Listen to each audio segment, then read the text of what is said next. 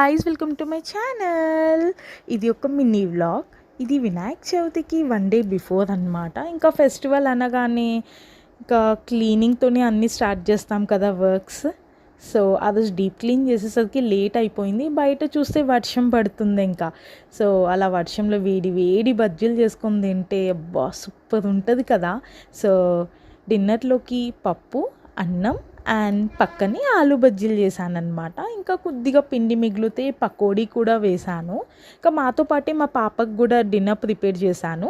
తనకి డిన్నర్లో నేను డైలీ ఒక ఫ్రూట్ పెడుతున్నాను. ఆ రోజు అవైలబిలిటీలో నా దగ్గర డ్రాగన్ ఫ్రూట్ ఉండే, సో డ్రాగన్ ఫ్రూట్ పెట్టినాను.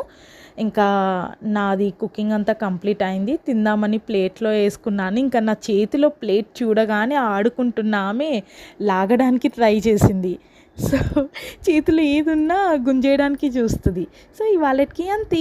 Please subscribe.